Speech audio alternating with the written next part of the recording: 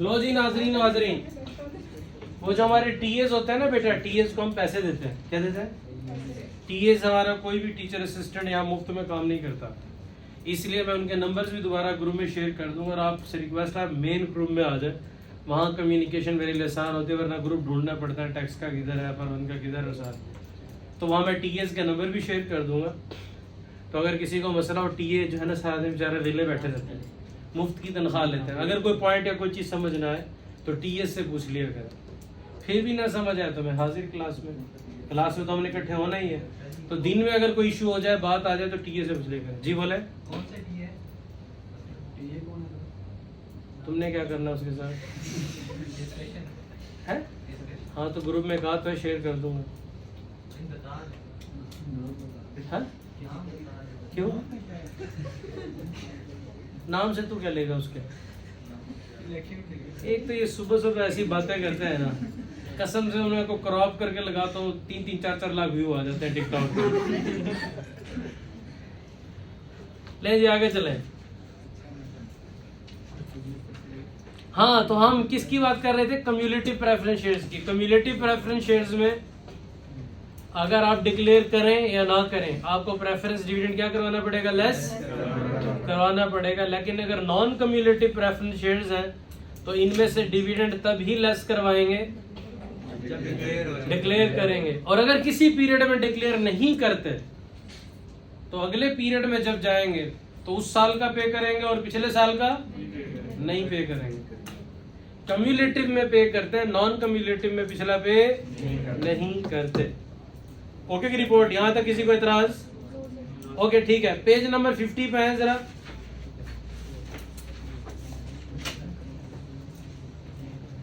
Page number पे लिखा हुआ है टाइप्स ऑफ प्रेफरेंस शेयर्स। जरा ये आप टाइप्स ऑफ प्रेफरेंस शेयर्स और इसकी जो हिंदी और इंग्लिश लिखी हुई है इसको जरा पढ़ के देखें, क्लियर है कि नहीं। टाइप्स ऑफ प्रेफरेंस शेयर्स की जो भी इंग्लिश लिखी हुई है, पेज नंबर 50 देखो। 50 है ना न्यू बुक में? ठीक है, 50 जरा पढ़ के देखें। अटेंडेंस होगी इधर की? पढ़ लो बेटा, पढ़ लो, थोड़ा टाइम है, गप्पों का मौका सारा दिन होता है। अभी पढ़े, पढ़ाई में फोकस करें शाबाश बेटे। वॉल्यूम कौन सा है? 2G2 है।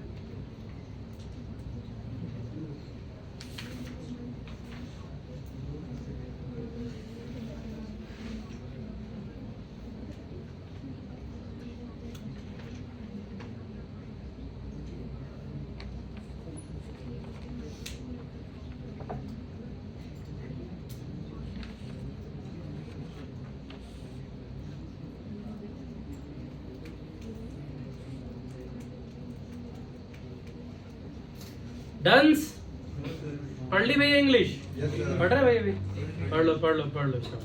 शाबाश मेरा बेटा, घर मौका मिले ना मिले भाई पढ़ने के लिए कहा भाई, गप्पों के लिए नहीं कहा।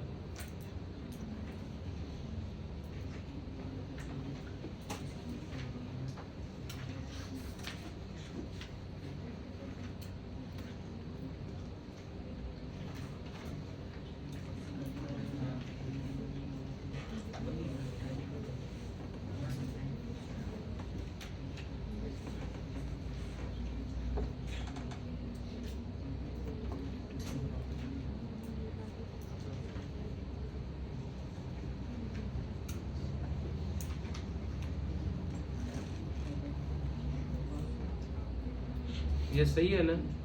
तो ये बेटा ये सही है, हिला तो नहीं? ठीक है ना? बोलोज क्लियर हूं? ओके आगे चले भैया। ओके आगे हमारे पास एक ही और इशू है।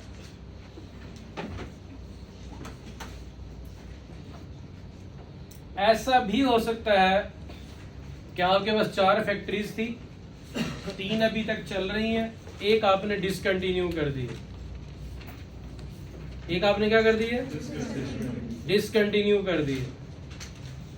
क्या हुआ बेटा? दोस्त क्या हुआ? क्यों परेशान बैठा? हाँ परेशान तो नहीं है? मैं देख रहा हूँ तुम्हें थोड़े से परेशान लग रहे हो मुझे। ले जी आगे चलें। कोई यूपीएस इंसान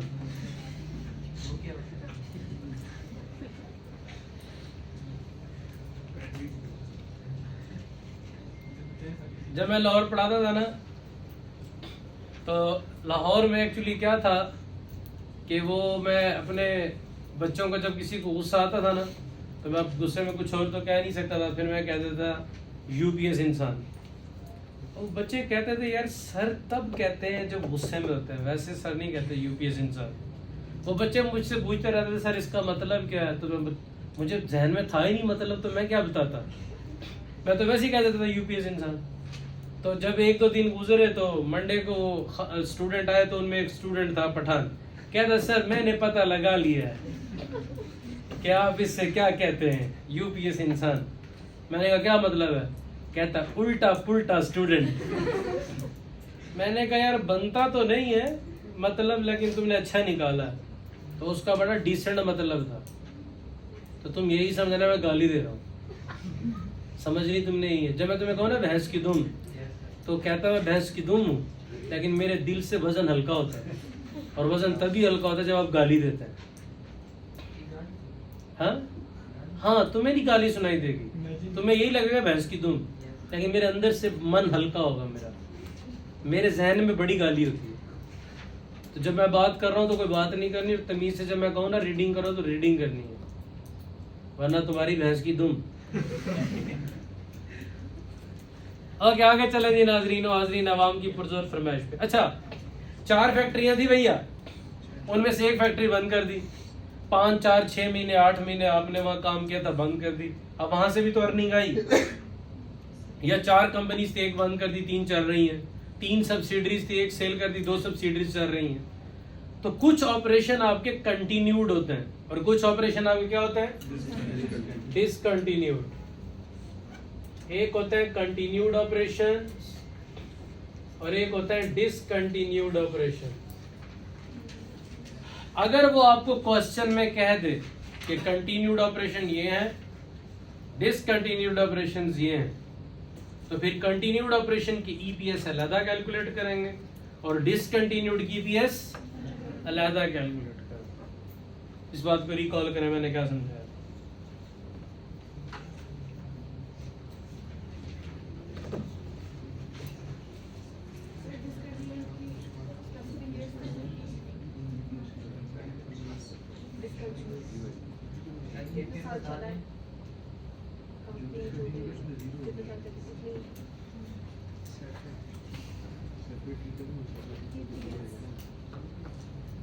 हाँ बोलो, एपीएस का सवाल पूछें जी, पूछो।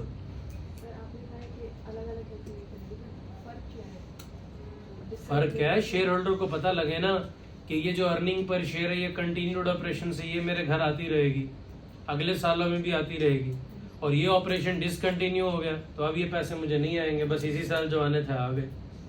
तो इसीलिए कंटिन्यूड ऑपरेशन की ईपीएस अलग होगी और डिसकंटिन्यूड की इकट्ठी करके लिख दिया, तो शेयर होल्डर को एक्सपेक्टेशन होगी मेरी ईपीएस बहुत अच्छी है और अगले साल भी आएगी। हालांकि एक ऑपरेशन तो डिसकंटिन्यू हो चुका है, तो अगले साल जब ईपीएस अचानक गिरेगी तो उसको शॉक हो सकता है। ठीक है भैया, तो उसको शॉक से बचाने के लिए आपने शॉक के साथ क्या करना है, दोनों कंटिन्यूड और डिसकंटिन्यूड को अलग अलग लिखना। ओके की रिपोर्ट? यहाँ था किसी को एतराज? और एक इसमें छोटा सा ट्विस्ट ये है कि अगर क्वेश्चन में कंटिन्यूड और डिसकंटिन्यूड गिवन हो अलग अलग, तो जो प्रेफरेंस डिविडेंड, देखो हमने क्या फार्मूला पढ़ा था, अर्निंग में से हम क्या माइनस करेंगे, प्रेफरेंस डिविडेंड। क्या माइनस करेंगे, प्रेफरेंस डिविडेंड माइनस करेंगे। ठीक है। अब जब मैं कंटिन्यूड ऑपरेशन का कैलकुलेट करूंगा ईपीएस, तो फार्मूला सेम होगा, earnings divided by number of shares. इसका फार्मूला भी क्या होगा, earnings divided by number of shares. अब क्वेश्चन में प्रेफरेंस डिविडेंड भी है, तो अब प्रेफरेंस डिविडेंड तो एक जगह से माइनस होगा, तो वो कहते हैं कि जो प्रेफरेंस डिविडेंड होगा वो आपने कहां से माइनस करना है, कंटिन्यूड से करना है। कहां से करना है, कंटिन्यूड से। तो पहला पॉइंट क्या सीखा अभी कि कंटिन्यूड ऑपरेशन और डिसकंटिन्यूड ऑपरेशन की ईपीएस क्या कैलकुलेट करेंगे, अलग अलग। और अगर प्रेफरेंस डिविडेंड भी हो, तो फिर अगर कंटिन्यूड भी है और डिसकंटिन्यूड भी है, तो प्रेफरेंस डिविडेंड कहां से माइनस करेंगे, कंटिन्यूड से माइनस करेंगे, डिसकंटिन्यूड से माइनस नहीं करेंगे। ओके, गुड हो गया। इन बातों को सामने रखे अच्छे बच्चे बन के पेज नंबर 52 पे आओ और एग्जाम्पल नंबर 1 करो और बताओ क्लियर है कि नहीं।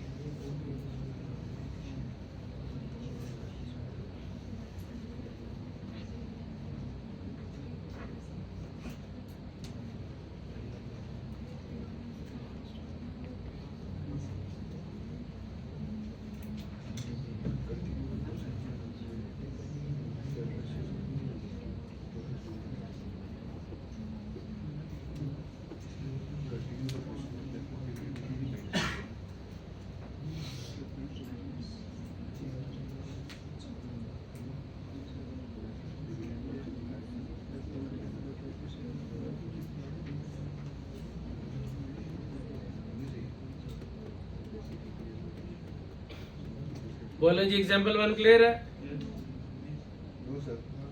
हैं?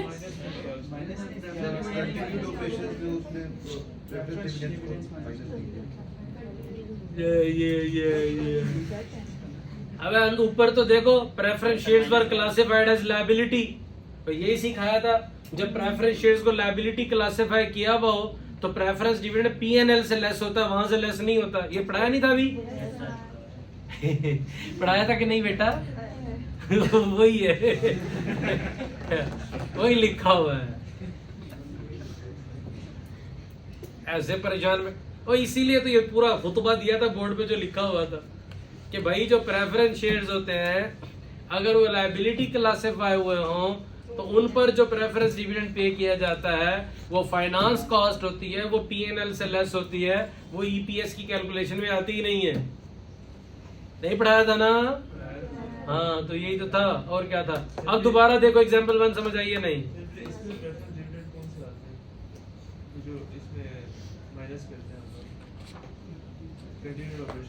एक समझ आ गया कि अगर लायबिलिटी क्लासिफाई हो तो ऊपर, अगर प्रेफरेंस शेयर्स अगर इक्विटी क्लासिफाई होगी तो फिर ऊपर से माइनस होगा। अगर प्रेफरेंस शेयर्स डेट क्लासिफाई हो रहा है तो वो कहां से लेस होगा, पीएनएल से लेस होगा।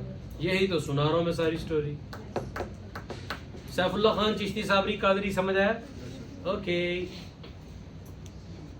एग्जाम्पल नंबर 2 देखो भाई, जाजिब लिमिटेड।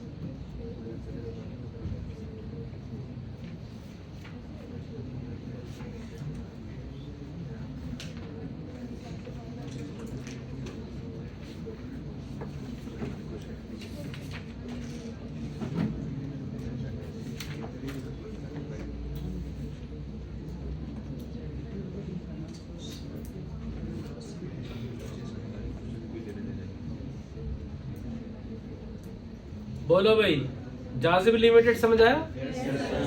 देख लो कोई ऐसा दोस्त जिसे जाजिब लिमिटेड समझ ना आया हो।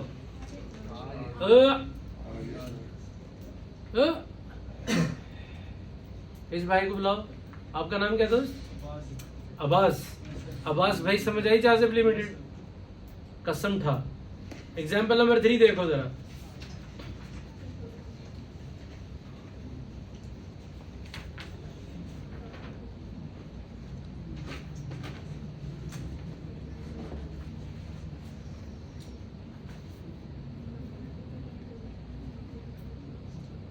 जितना पढ़ा उसको देख के आइएगा और एग्जाम्पल नंबर 1 2 3 तक सारा करके आना है। कोई इशू होगा तो कल क्लास में डिस्कस करेंगे।